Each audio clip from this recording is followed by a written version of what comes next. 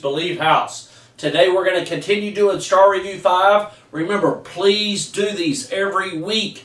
These are graded every week. If you are not doing them, do not email me at the end of the 6 weeks saying, Mr. Toops, what can I do to improve my grade? Do these every week. You will get better at them. I do like half the problems. The keys for the first 3 star reviews are in the Star Review module. Go back and learn from them. You can do this. Let's go on. So today we're going to do number 12 first. And let me start recording here. Okay, we are recording. Okay, so we're going to do number 12 first. Okay, on number 12 we want to solve for g. So we're going to get this g, and we have a fraction, don't we? So we have to get rid of the 1/4, the n, and the 6, don't we? So the first thing we're going to do is get rid of the 1/4.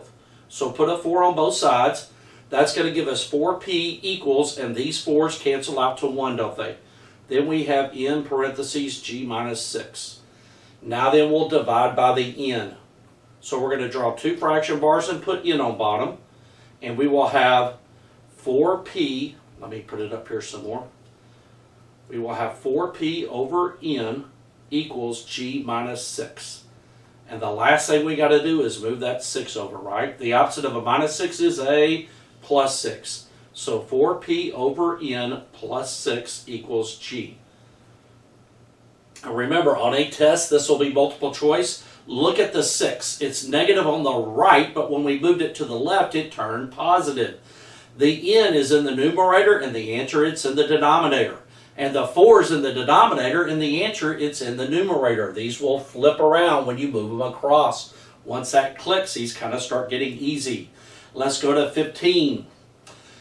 Okay, on 15, if you have, let's do the bottom one. If you have an x equal line, that slope will be undefined. A y equal line will be 0 on it. On this one right here, remember your slope is negative a over b. We learned this about standard last week.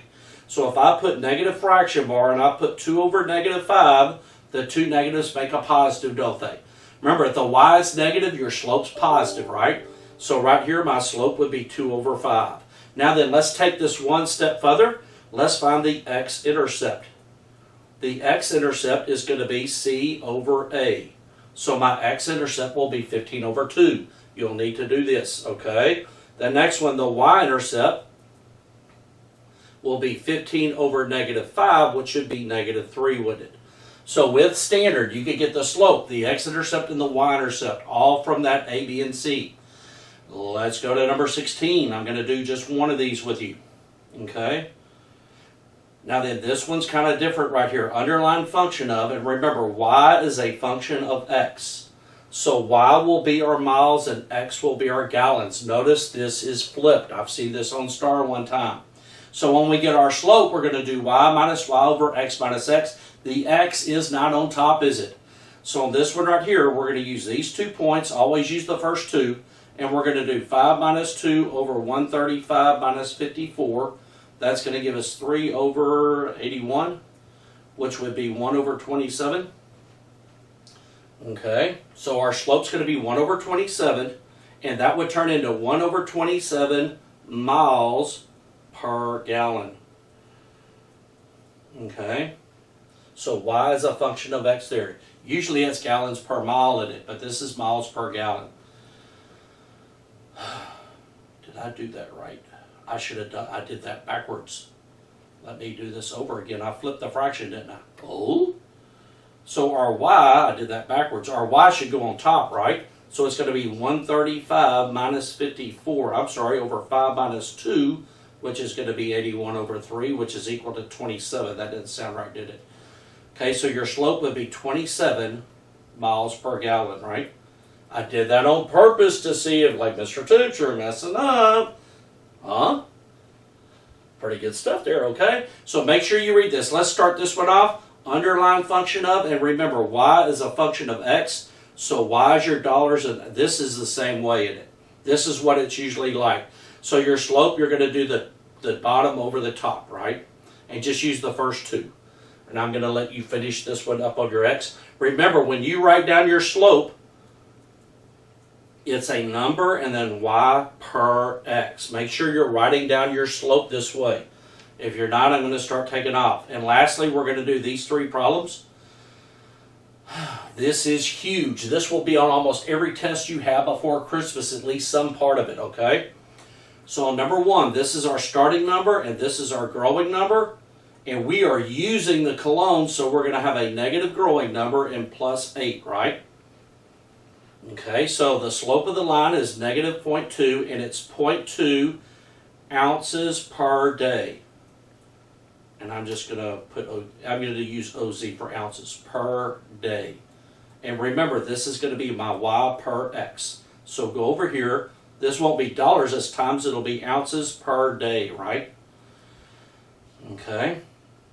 So your starting number is your y-intercept, right? And it's the starting amount of colon. Y'all should be like knowing this by now. This is the 5th time you've done this. Okay, the x-intercept, to get the x-intercept, you're going to take the starting number and divide it by the growing number. How many of those growing numbers are in your starting number? When are you going to run out? If you punch 8 divided by 2/10, you'll get 40. So after 40 days, you would have no colon. So 40 days equals 0 colon. Or it's the number of days you run out of colon. So let's go over here to the graph. We're going to let's put 8 down here. And let's put 40 all the way over here because it's bigger, right? And then we're going to connect the dots like this. Remember, our slope's going to be real small. It's only going to be 0.8. Okay, now then put a 0 right here. This turns into our domain. And this right here turns into our range, doesn't it? Okay, so we're going to go to here. Our domain, we go from 0 to 40. And remember, you put less than or equal symbols in there. Our range, we go from 0 to 8. And you would put less than or equal to y's in it. That's how you write the domain and range. This is a huge concept. This will be on all the tests. You've got to be able to do this. These 3 problems.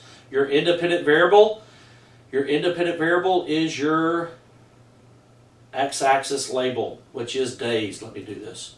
It's going to be your days, right? And then your ounces would be your dependent label.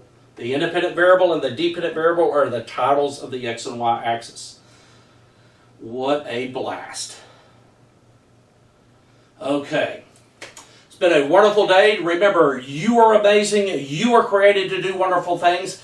Get these star reviews done. Turn them in on the last day of the week. You get 5 extra points. Remember, you are awesome.